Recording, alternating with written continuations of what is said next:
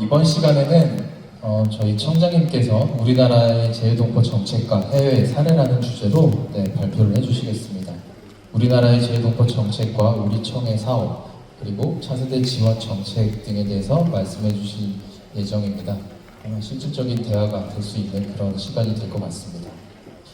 전 세계 재해동포들이 하나로 연결될 수 있도록 가능성을 늘 응원해주고 계신 우리 재해동포 이상덕 청장님을 무대 위로 모시겠습니다. 큰 박수 부탁드리겠습니다.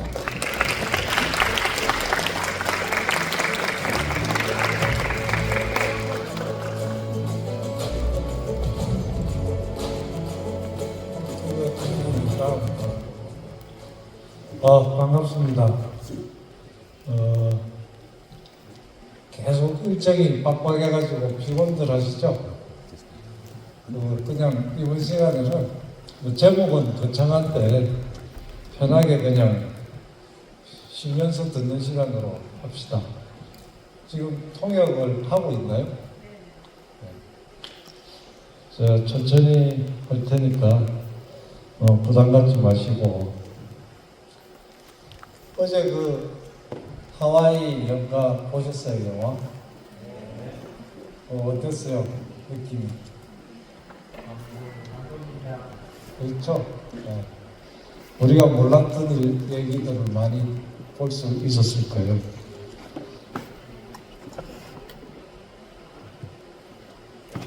자, 먼저 여러분들이 재해동포라는 명칭으로 불리고 있는데, 실제로 재해동포 실체가 어떤 건지 본인들도 잘 모르고 계실 거예요.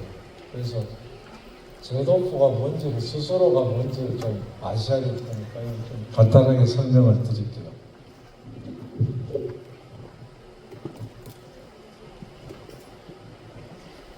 지금 이제 우리 재해동포는 700만이라고 해요. 근데 그 숫자는 이제 각 나라에서 공식적으로 정부에서 발표한 통계를 기준으로 이렇게 이제 산정을 하는데, 과거에는 750만 명이라고 했다가 지금은 700만 명 수준으로 이제 얘기를 하는데, 실제로 그러면 50만 명이 줄은 것이 아니고 중국 정부 통계가 조금 바뀐 거예요. 조선족 동포들 상당수가 또 해외를 나가고 한국으로 또 들어오신 분들도 많고, 그러다 보니까 중국 조선족 통계가 좀 줄면서 750만에서 700만이 돼 있으면은, 실제로는 그 많은 조선족 분들이 한국에 들어와 계시고, 또 CIS 지역, 우즈벡이나 카자흐, 또는 미국 이런 데서 또 들어오신 동포들이, 또 국내에 계신 동포들이 100만이 됩니다.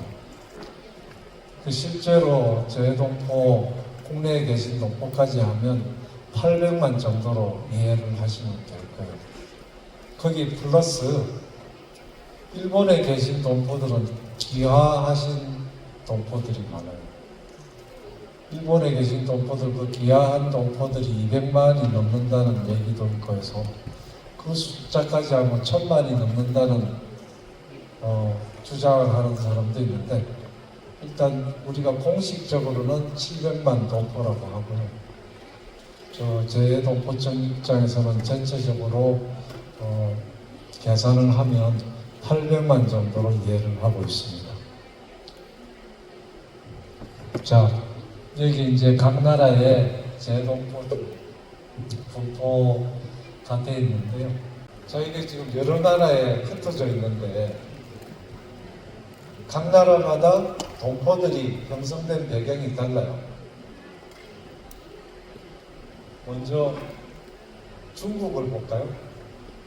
중국에 지금 211만 명이 되어 있는데, 여기 중국에 계신 동포들의 대부분은 1800년대 후반, 그러니까 대한민국의 조선시대 후반에, 대한민국 조선시대 그 당시에 정부가 굉장히 혼란스럽고 해서 정말로 먹고 살기가 힘들어서 중국으로 만추리아라고 하죠. 우리 만주라고 하는데 만추리아 그쪽으로 넘어가신 분들, 또 러시아 국경 지역의 연해주, 블라디보스톡이나 이쪽으로 넘어간 분들, 뭐 이렇게 해서 그때 가신 분들, 그리고 일본 강점기 일제시대에, 소위 일제시대 일본 식민지 시대에 독립운동을 위해서 또는 일본의 그 탄압을 피해서 만주로 중국으로 가신 분들, 그분들이 지금 이 동포들의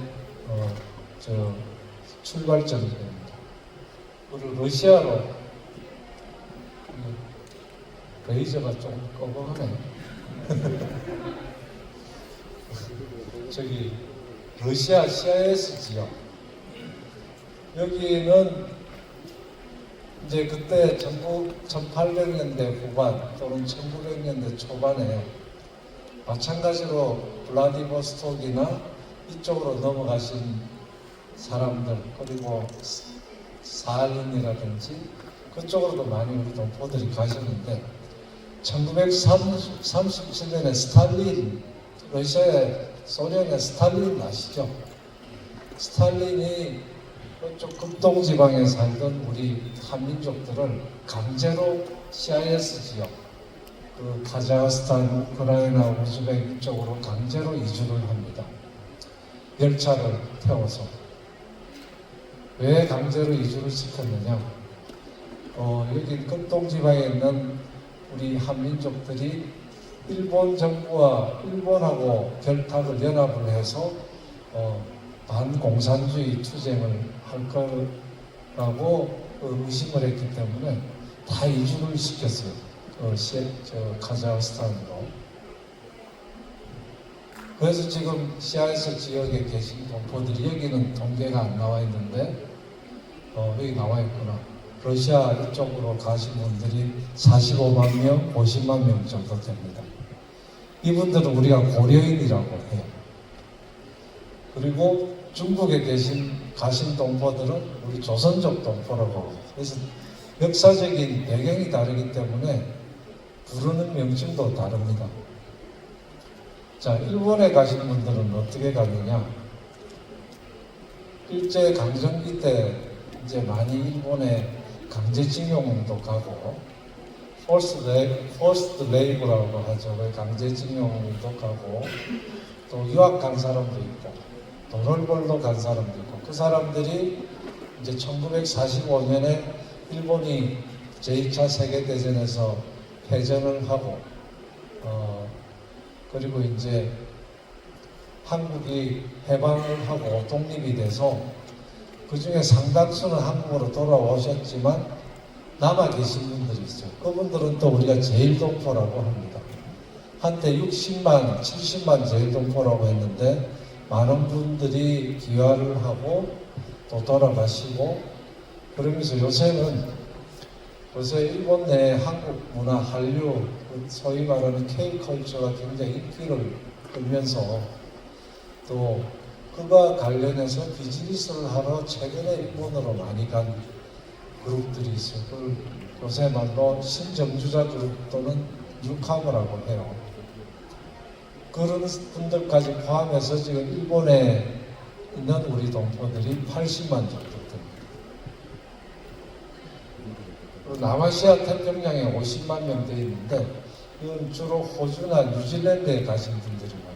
호주나 뉴질랜드는 은퇴해서 가신 분들, 아니면 유학 가서 또 이민을 가서, 그러니까 이분들은 70년대, 80년대 이후에 가서 형성된 우리 동포들입니다.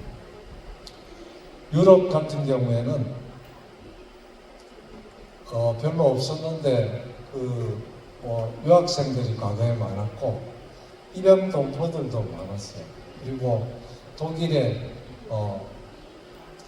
광부로 또는 간호사로 돈을 벌기 위해서 가신 분들이 또 유럽 각지에 흩어져서 계신 분들.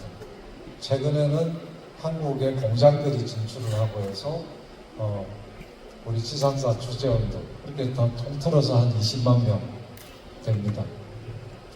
북미 지역은 가장 인원이 많은 데인데요. 북미 지역 가신 분들은 어제 말씀을 드렸지만 1902년에 인천 제물포항에서 하와이 사탕수수 농장을 향해서 떠나신 분들이 시초였습니다만은 그 뒤로 계속 이제 유학을 간다든지 이민을 간다든지 해서 계속 한국 사람들이 가장 많이 이민 가고 하는 그 땅이 이제 미국 땅이거든요. 그래서 그분들이 또 자녀 2세대, 3세대 자녀들을 놓고 해서 지금 286만 명 공식적으로 이외에도 더 있을 수도 있습니다. 미국 지역에도 입양 동포들이 상당히 많이 가 계세요. 지금 10만 명 이상의 입양 동포들이 한 17만 명 된다고 들립니다. 그 중남미 지역에는 과거에 브라질에 우리 농업 이민 간다고 한국 사람들이 브라질에 농업 이민을 많이 보냈는데 나중에는 공제공장은 텍스타일 인더스트리라고 해서 가서 뭐 옷 같은 거 만들고 이러는 분들이 브라질, 과테말라, 에콰도르 이런 파라과이 이런 데 많이 갔어요. 그래서 그분들이 상당히 옛날에 중남미로도 이민을 많이 갔는데 거기서 또 상당수는 미국 LA로 많이 넘어갑니다. 공제하던 분들이 새로운 시장을 찾아서 브라질에 계시던 이민 가신 동포들이 다시 제2차 이민을 가는 거죠. 그래서 LA라든지 뉴욕으로 가신 분들이 많은데 그분들 중에 상당수는 남미에서 다시 오신 분들이 많습니다. 그래서 지금 우리 디아스포라의 역사는 전 세계 동포들이 지역마다 역사적인 배경이 다 달라요. 그래서 부르는 그것도 다르고.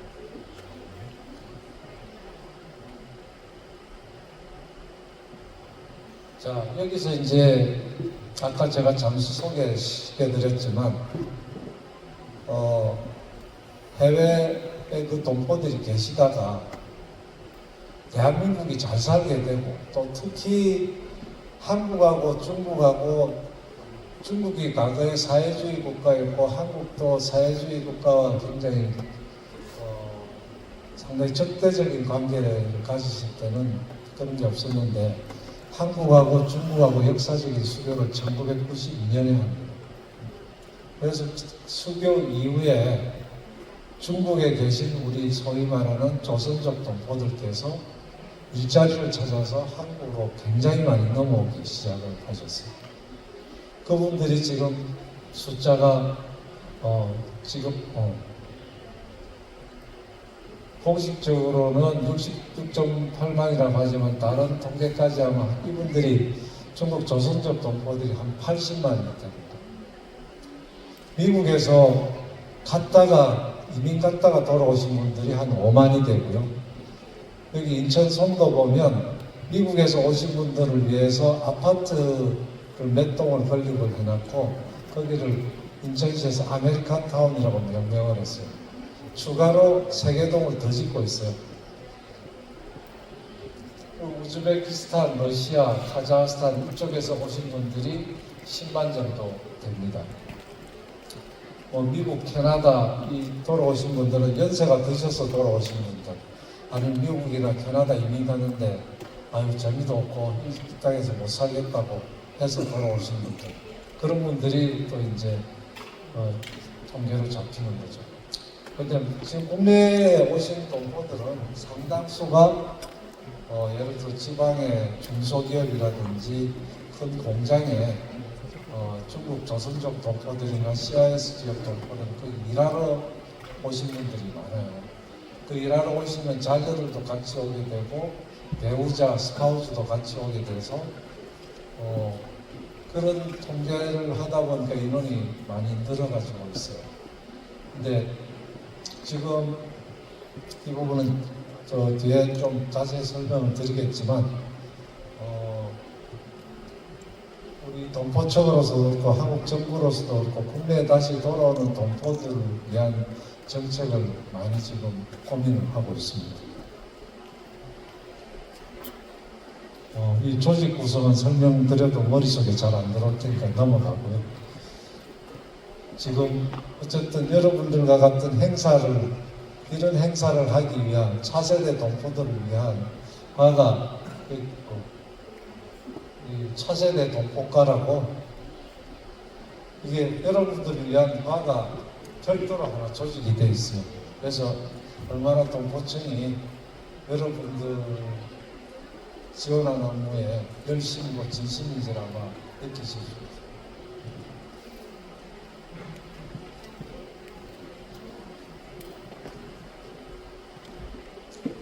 자, 여기 보면 사실은 동포청에서 하는 일들이 다 나와요. 근데 각 분야가 여러분들하고도 사실은 다 하나씩 연관이 있어요. 맨 처음에 한상경제권 구축이라고 했는데 뭐 말이 어렵게 돼 있는데요. 이게 뭐냐면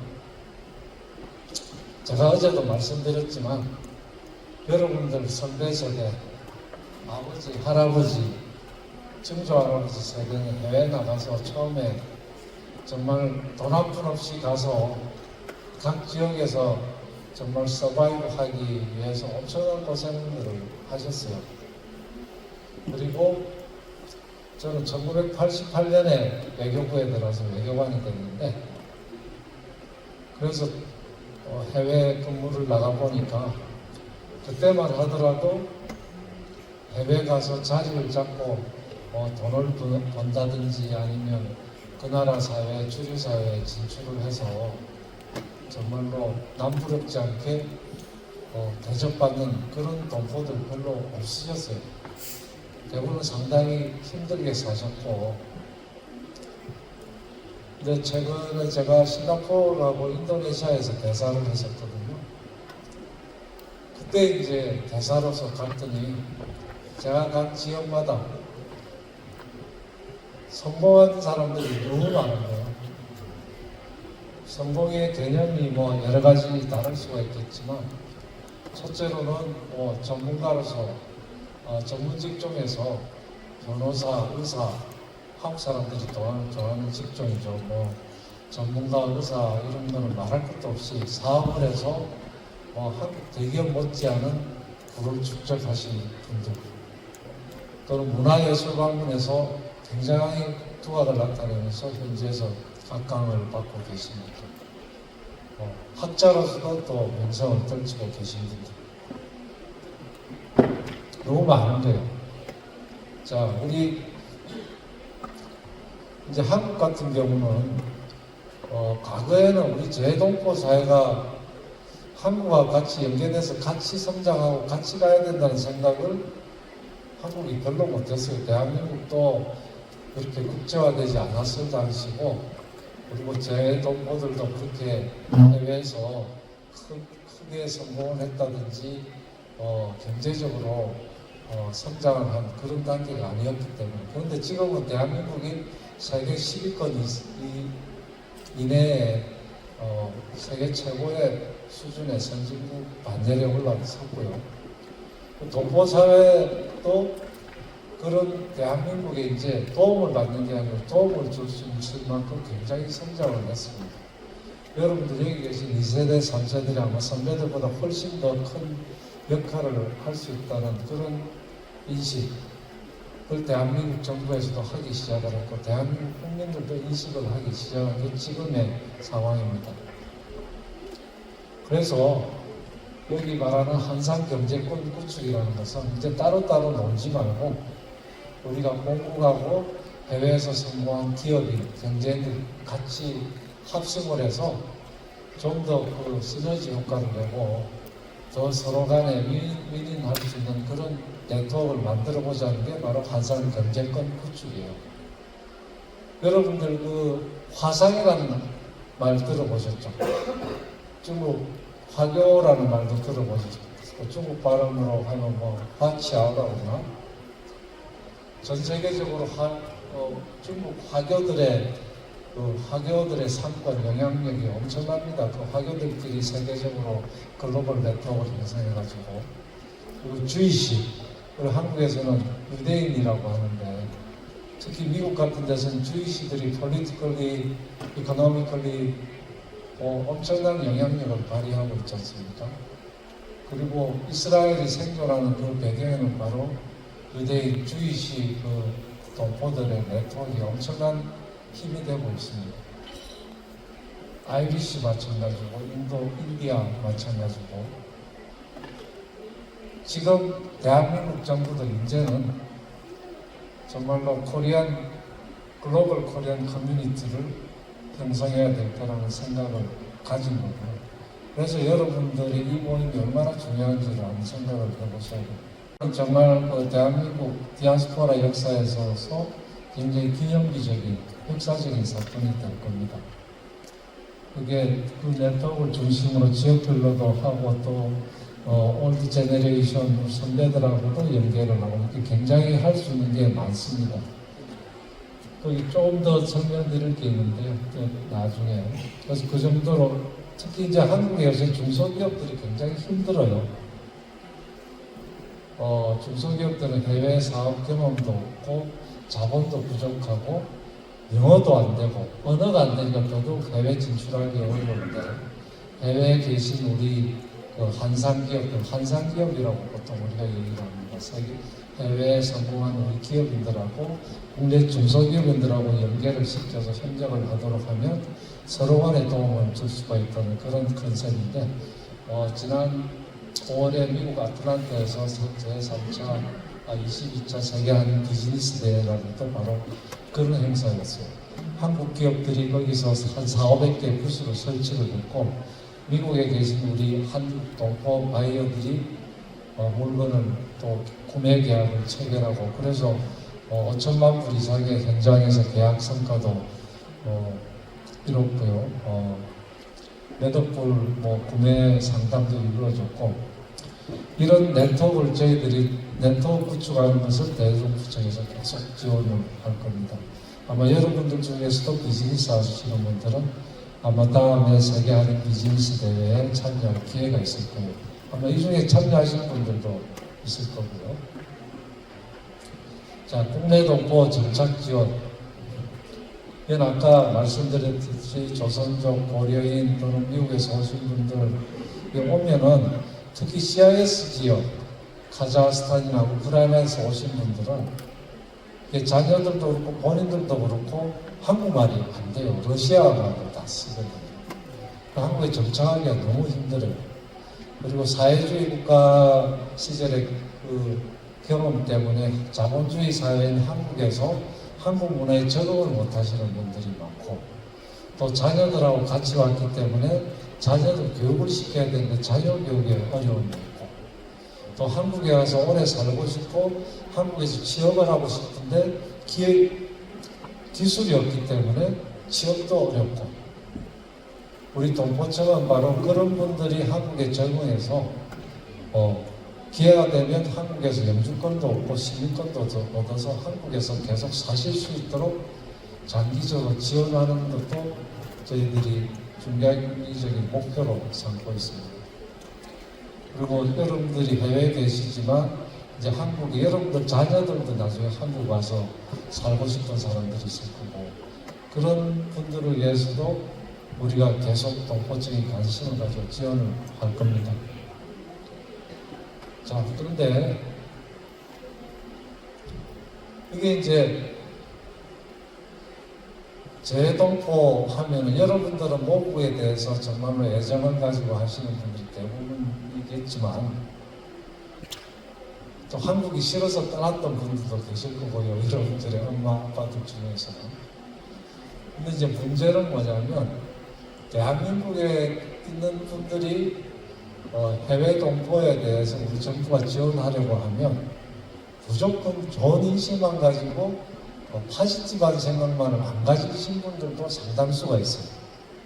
우리는 한국에서 이렇게 힘들게 살고 세금 내고 하는데 해외에서 한국에 세금도 안 내고 했던 우리 동포들을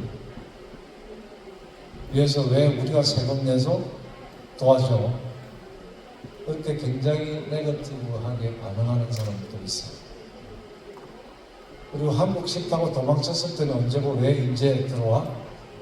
이렇게 얘기하는 사람들도 있고. 그래서 우리 동포청에서는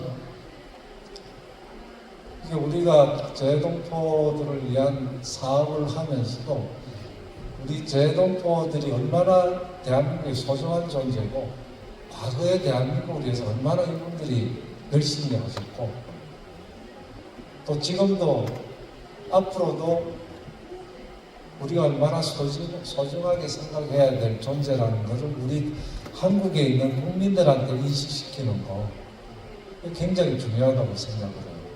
그래서 저희들이 여러 가지 그걸 합니다만은 올해부터 이달의 재동포라는 걸 해서 매달 해외에 계시면서 대한민국의 독립을 위해서 아니면 대한민국을 위해서 기여하셨던 분들을 선정을 해서 발표를 합니다.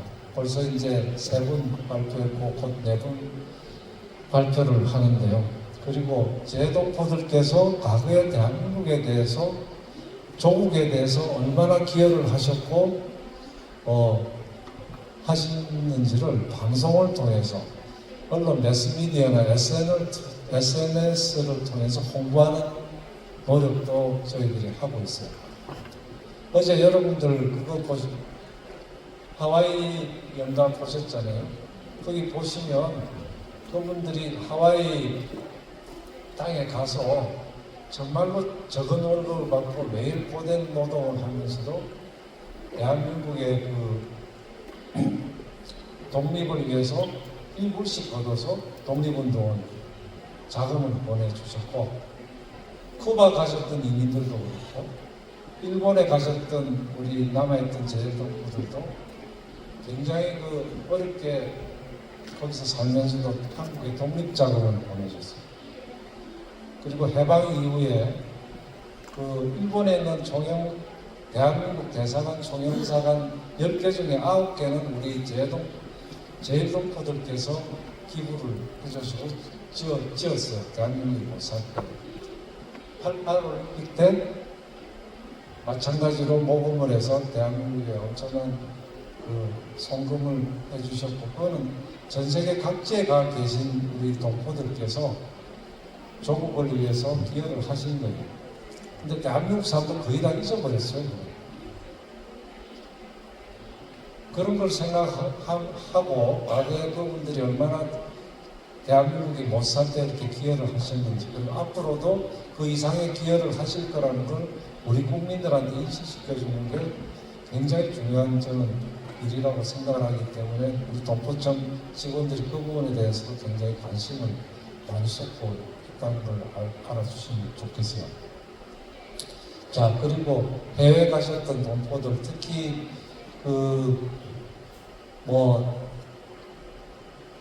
러시아나 CIS 지역, 카자흐스탄, 우크라이나 가셨던 분들 또 해외 입양 가신 우리 동포들 전 세계 해외 입양 간 동포만 해도 20만이 된다는 거예요. 자, 그런데 그분들이 해외에 나가신 배경은 대한민국 정부가 대한민국이 못 살아서 그리고 대한민국 정치 지도자들이 못 나가지고 대한민국 살기 힘드니까 가신 분들이 대부분이거든요. 그래서 그분들이 이제 챙기고 우리가 살펴야 되는 건 대한민국 정부가 당연히 해야 될 의무라고 생각을 합니다. 바로 저희 동포청 직원들은 그런 생각을 가지고 업무에 임하고 있어요.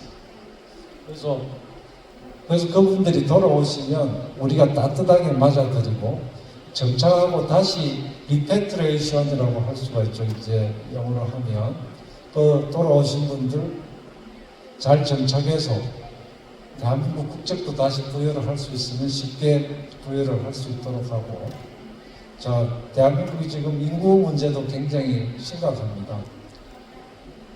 인구 절벽 또는 지방에 가면 인구가 자꾸 줄어가지고 그 지방 행정구역 자체가 없어지기 직전에 있는데도 많아요. 그런 부분에도 기여를 할 수가 있거든요. 분들이 돌아오시면. 그래서 그런 부분이 앞으로 동포청에 새롭게 우리가 중요한 부분이라고 생각을 합니다. 자, 원스톱 비대면 서비스 다양한 말이 어렵지만 당장 동포청이 생겼는데 자, 동포층이 생겼으면 생기기 전하고 뭐가 달라졌는데?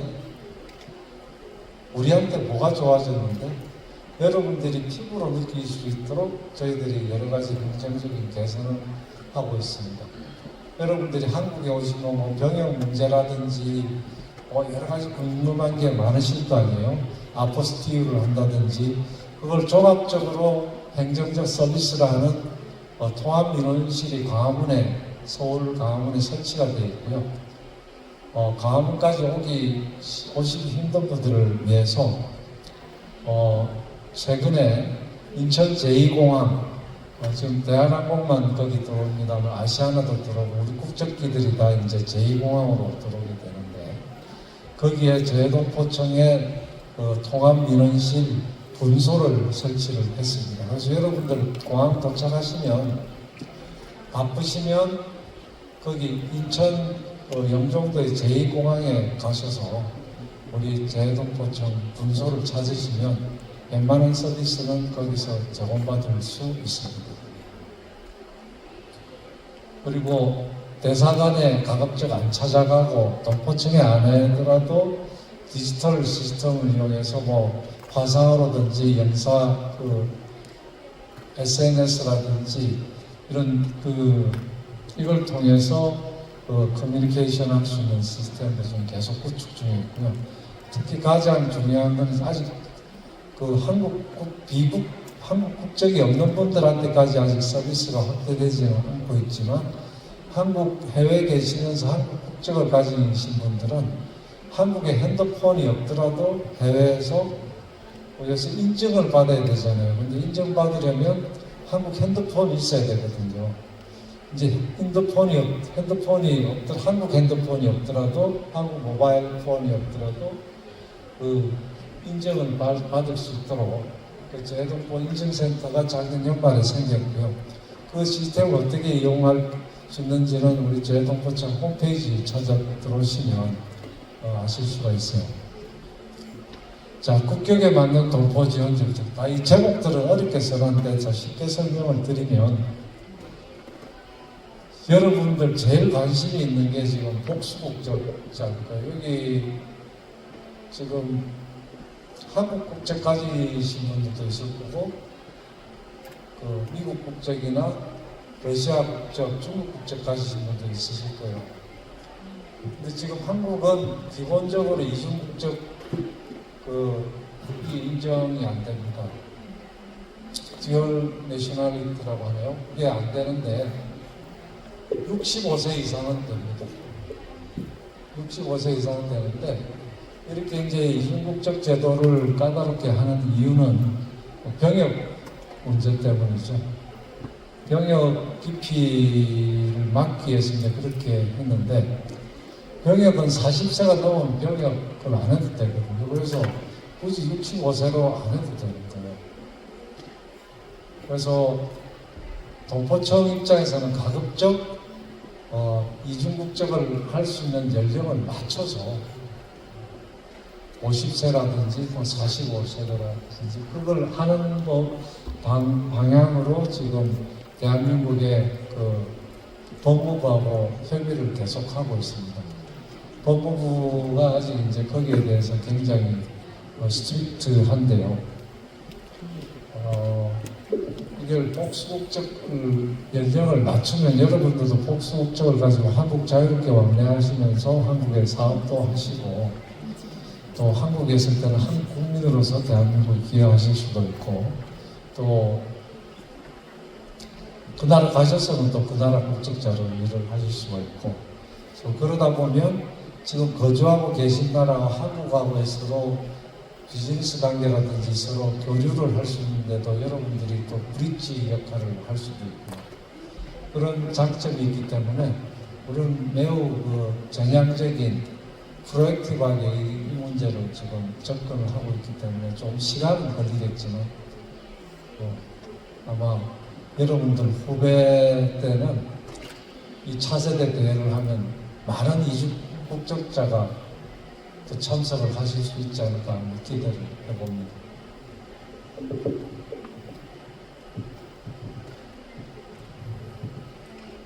그리고 저 입양동포들이 지금 아까 20만 전후가 된다 그랬잖아요. 이 입양동포들도 사실 대한민국 정부가 정말로 과거의 고아 수출국이라는 오명을 쓰고 국제적으로 굉장히 비난을 받았던 부분인데, 제가 이번에 프랑스 가서도 프랑스에 한 17,000명의 입양동포들이 계신데, 그분들이 정말 훌륭하게 그래도 성장을 하시고, 그분들 중에도 변호사, 의사, 교수, 장관까지 나왔죠.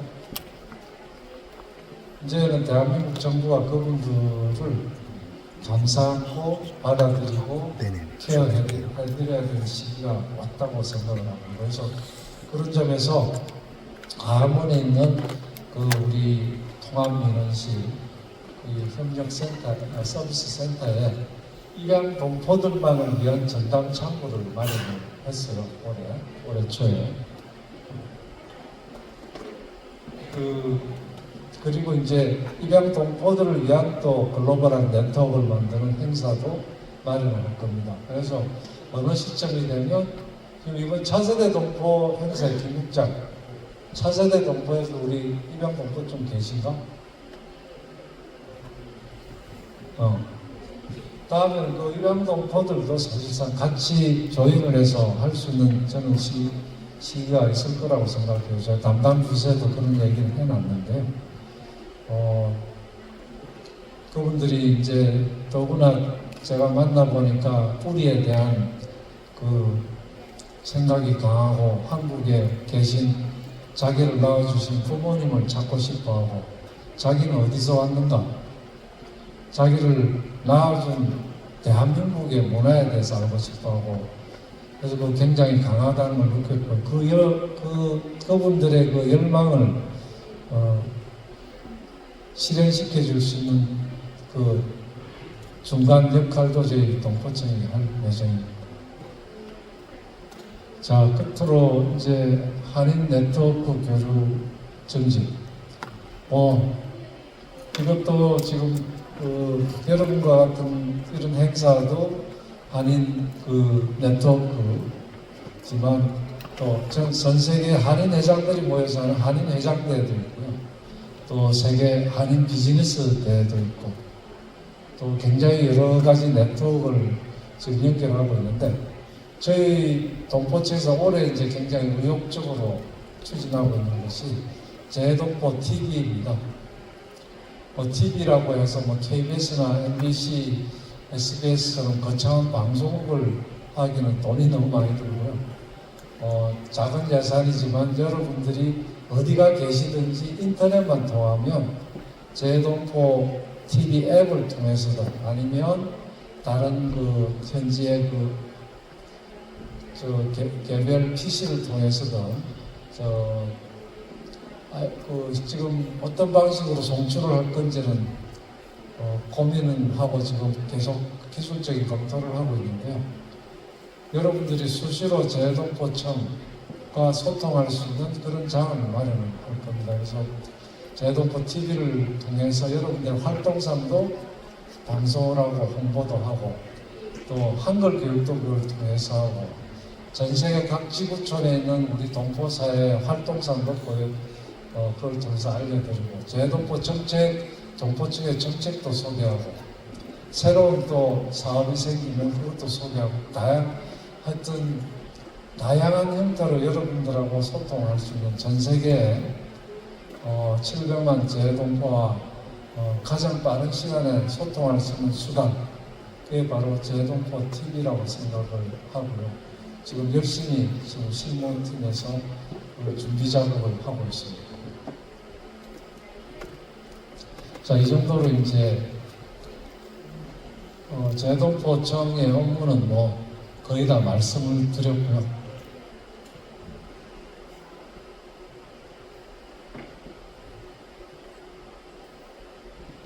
자, 이런 거는 모르셨죠? 다 지금 너무 세부적인 거니까 넘어가고,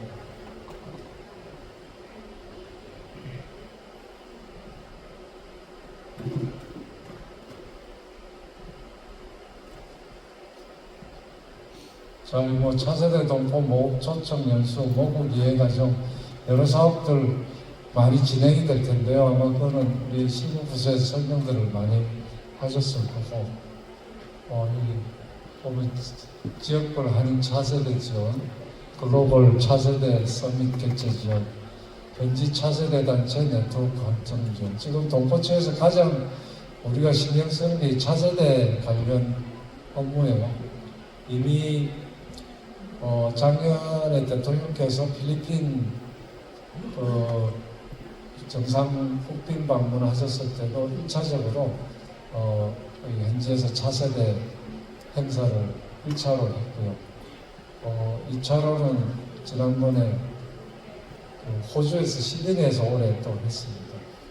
그래서 굉장히 유명한 강사, 한국에서 강사를 초빙을 해서 여러분들하고 같이 창업 지원이라든지 뭐 이런 것도 상담을 하고 그런 프로그램인데 그런 것도 앞으로 계속 할 거고요. 그리고 여러분들이 현지에서 차세대 네트워크를 조직을 해서 활동을 하면 동포청에서 아직 예산이 충분치 않지만 예산이 허용하는 범위 내에서 재단 지원을 하려고 합니다. 차세대 동포 모국 초청 연수라든지 차세대 동포 모국 이해 과정 이렇게 계속 이제 이런 것을 하고 있는데 끝으로 이제 그럼 우리 다른 나라들은 재동포 정책을 어떻게 하고 있는지 그것만 간단하게 설명을 드릴게요.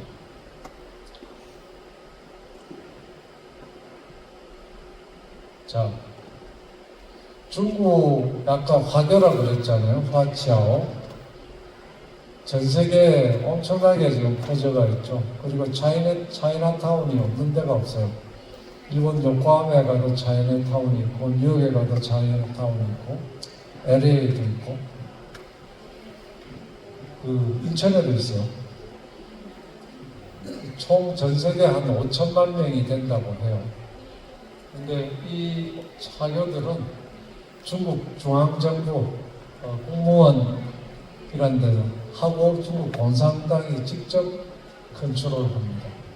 어떻게 보면 중국 정부가 이 동포 정책을 굉장히 조직적으로 하고 있다고 보시면 됩니다. 그래서 보면은 해외 나가 있는 중국 동포들이 중국 중앙정부하고 굉장히 긴밀하게 연계돼서 움직이는 경우가 많아요. 그래서 가끔은 나라에 따라서 굉장히 중국 화교들에 대해서 굉장히 반발을 하는 경우도 생기고 있긴 합니다. 그래서 중국 정부는 이제 해외에서 보통 굉장히 경제적으로 성공한 화교들의 자본을 중국 본토로 유치하는 그런 목적도 하지만 최근에는 중국 정부의 여러 가지 정책, 중국 공산당의 여러 가지 정책을 해외에 홍보를 하고 좋게 말하면 공공외교, 퍼블릭 디플로머시라고 하지만 굉장히 이제 중국을 글로벌하게 홍보하는 영어로 하면 참 오펜시브라고 하나요? 공세적인 대외 정책의 한 수단으로서 이 동포들을 활용을 하고 있습니다. 이스라엘 아까도 말씀드렸지만 전 세계 유대인 연합기구인 주이시 에이전시라는 민간단체도 있고요.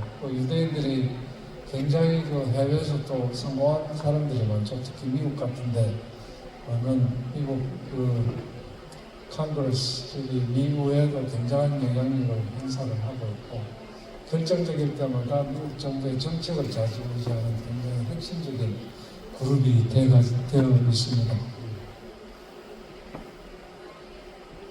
인도의 경우에도 3,542만 명 이렇게 되는데 인도도 마찬가지로 재동포들을 국가 발전의 중요한 자산으로 인식을 하고 있고요. 또 최근에는 옛날에는 인도 사람들이 이제 해외 가서 노동을 하면서 국내 송금하고 이런 거를 이제 중요한 외화 수입원으로 생각을 했는데 지금은 이제 성공한 인도 사람들의 또 인도로 산업을 기업을 유치하고 이런 게 굉장히 역점을 두고 있다고 해요. 저도 미국에 한 2번 있었습니다만은 과거에 제가 처음에 미국 갔을 때는 한국 사람들이 그로서리라든지 아니면 그 주유소, 게스트핸드라든지 아니면 라운드리, 세탁소 한국 사람들이 딱 잡고 있었는데요. 최근에 갔더니 뭐 전부 인도 사람 아니면 베트남 사람들이 다 장악을 하고 한국 사람들은 다 거기서 밀렸어요. 이제 그 정도로 갈수록 인도 사람들이 인도 같은 경우는 미국에서 뭐 유엔 대사도 나왔고 최근에는 대통령 후보도 나왔잖아요. 주류사회 진출도 많이. 그 사람들이 이제 영어가 굉장히 자유롭기 때문에 더더욱 그랬던 것 같아요. 아일랜드 뜻하지 않게 아일랜드 동포는 7, 8천만 명이라고 하는데 이건 좀 내가 볼 때는 과장된 수치 같기는 한데 이 아이리시 이 사람들도 결국은 해외 동포들의 뭐 아일랜드 기업 유치라든지 그래서 이 사람들은 꼭 그 혈통이나 이런 거에만 집착하지 않고 혈통이 아이리시가 아니더라도 아일랜드하고 유대감이 뭐가 있으면 뭐라도 걸리면 하여튼 아일랜드 동포로 넣어가지고 뭐 한다고 해요. 이 부분은 제가 잘 모르겠습니다. 그래서 대충 이제 간단하게 설명을 드렸는데 요거는 꼭 우리 직원들이 또 하라 그러더라고요. 그래서 저기 보시고 구독도 좀 누르시고 또 가족들한테도 꼭 좀 보라고 하세요. 우리 또 고점 구독자 수가 너무 적더라고 와서. 자, 질문 답변도 받아야 되나? 네. 혹시 질문하실 분 있으시면. 네, 안녕하십니까. 저는 독일 위넨에서 온 정창훈이라고 합니다. 오늘 시간 내서 이렇게 저희를 만나러 와주셔서 너무 감사드리고요. 제 질문이 조금 깁니다. 그래서 제가 이렇게 준비를 했는데 재외 동포청은 23년 첫 출범전까지 외교부 산하였고 아직까지 많은 동포분들이 재외 동포청의 존재조차도 잘 모르고 계십니다. 이 부분에 대해서 재외 동포청에서는 어떻게 홍보를 하실 예정이시고 그다음에 외교부와의 차별점을 어떻게 두고 계신지. 사실 저희들은 재외 공간과의 접점이 더 많은데 재외 공간 같은 경우는 이제 외교부 산하로 저희가 직접적으로 재외 동포청이랑 실시간으로 소통할 수 있는 방법이 없습니다. 그래서 이런 부분에 대해서는 어떻게 준비하고 계신지 여쭙고 싶습니다. 좋은 지적이신데요.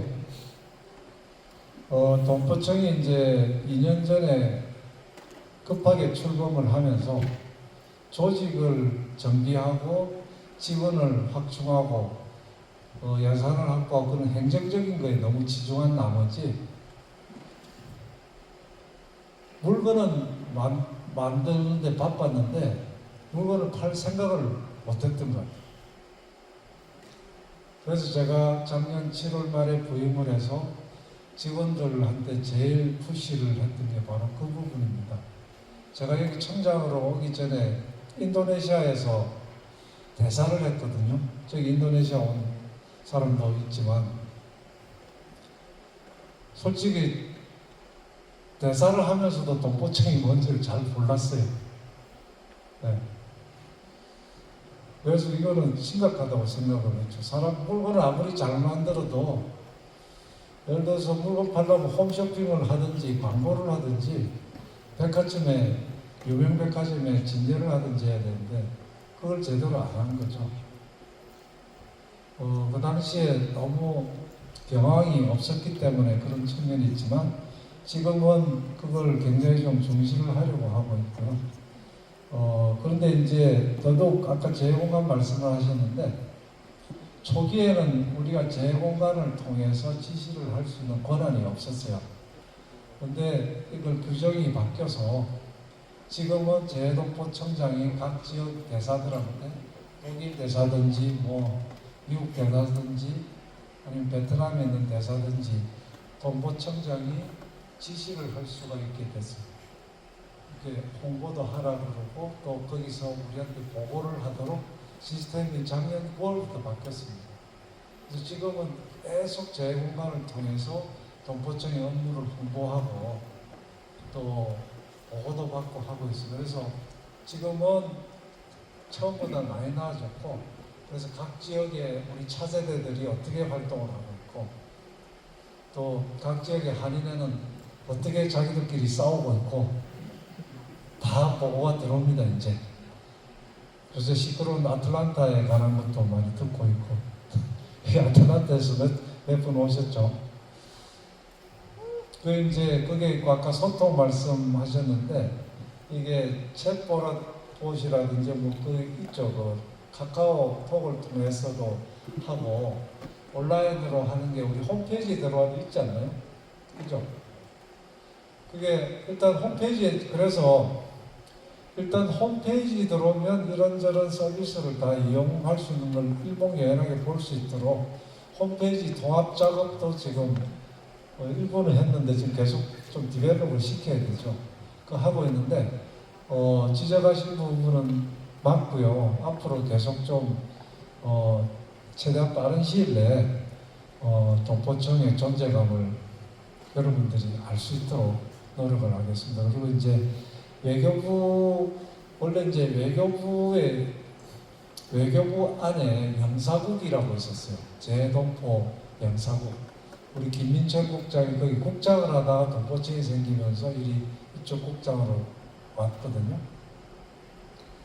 근데 그 외교부에서 하는 재국민 그 재동포 관련 기능은 사고가 났을 때, 뭐 지진, 해일 아니면 전쟁이 일어났다든지 그 재국민을 구출한다든지 보호하고 그 어려운 그 급한 그 위난에 처한 재동포들을 지원하는 업무, 그게 추가되고 그 외의 업무는 동포청으로 다 넘어왔다고 보시면 됩니다.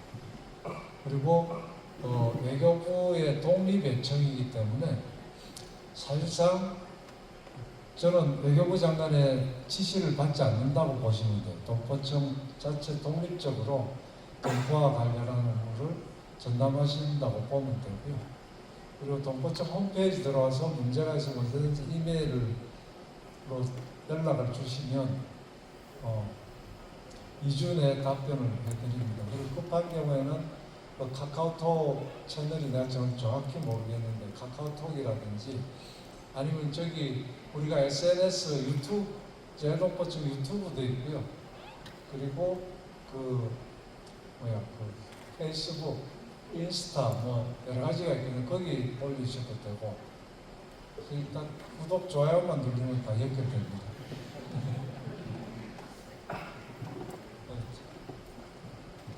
네. 네. First of all, I want to say thank you because 19 years ago, Chewedong Pochedan brought me here in South Korea and showed me how it looks like the motherland. Yes, and now, since after 19 years, I'm here again. And thank you, 감사합니다. I want to add, because you mentioned that you suggest to Minister of Justice that about multiply citizenship. And I also want, if it's possible, to add there, because the idea is that if, for example, if Korea Republic can give citizenship for newborn children who was born here, not for everyone, but for ethnical Koreans. Why this is a very important point? Because, for example, I know some people who go to USA to deliver baby there because they give citizenship for babies who was born there. And I know some people who go into Argentina, but they are still foreigners. They are not US people, they are not Argentinian. But we are ethnical Koreans, and for example, I'm first generation, and we lost connection. I have this connection because I have this opportunity to be here and to see how it looks like, to see Hanuk Sarang, not only Koreans. And I think it will, if it will be possible, it will give, because we know about that demographic situation in South Korea, that the demographic is very low here, and so, for example, from CIS countries, there are a lot of Koreans who are going to Korea to work there. And for example, my brother and my sister-in-law live here, and my 3 cousins give birth for 3 children here in Korea. But to get citizenship, to get passport, these documents, they must go back to Tajikistan and to another countries to get these old document things. But if it will be possible to do for children, for example, here, they will work not only abroad and to make honor and make all these things for Korea as Koreans, but also in Korea. If it's possible, I think it will be a good idea. Just to add to your idea about this multiply citizenship, not only for adults, 40 plus, but for young people, for young generation, not for me, for example, but for children who I will deliver. So it will help me not only growing up new generation of Koreans here in Korea, but also it will inspire me to give more, I don't know, more my skills to growing up economy in Republic of Korea. Thank you. 그런데 그거 지금 우리는 기본적으로 이제 그 혈통주의, 국적 부여하는 것은 혈통주의를 따지고 있는데 미국 같은 경우는 이제 미국 이 땅에서 나면 국적을 일단 부여를 하고 18세가 되면 선택을 하게 돼 있잖아요, 그죠? 근데 우리는 미국하고는 시스템이 좀 다른데 여기서 이제 한국에서 아기를 예를 들어서 고려인이 와가지고 한국에서 아기를 낳았을 때 국적을 변형 문제는 굉장히 좀 간단치는 않을 것 같아요. 지금 현재로서는. 예. 이게 내가 자세히 말씀드리기 그런데 그런 시스템을 만약 하게 되면 악용하는 사람들도 생기고 또 그래서 아마 우리 법무부 같은 데서는 굉장히 거기에 대해서는 네거티브 할게요. 그리고 어느 나라에서 왔느냐에 따른 사정이 다르고 우리 한국에서도 또 미국 국적을 따기 위해서 미국 가서 뭐 원정 출산 그렇게 하는 것도 사회 문제가 돼서 요새 미국 정부는 이제 앞으로 그걸 트럼프 정부에서 인정을 안 하는 쪽으로 한다고는 하는데 조금 전에 말씀하신 부분은 취지는 좋지만 여러 가지 또 다른 사회적 문제가 생길 수 있기 때문에 좀 고민을 해봐야 되는 거죠. 됐습니까? 네, 아쉽지만 시간 관계상 저희가 질문은 여기까지 하고요. 나중에 질문 전달해 주시면 저희가 정확히 보고 드리고 답변 드리도록 하겠습니다. 네. 네, 오늘 강의해 주신 청장님들 박수 부탁드리겠습니다. 더 하고 싶은데 쫓아내서 갈게요. 자, 저 봐주세요. 사랑합니다. 자, one more time. 자, 한 번 더 갑니다. 자, 하나, 둘. 사랑합니다. 네. 안 하시나요? 자, 사랑합니다. 한 번만 더 할게요.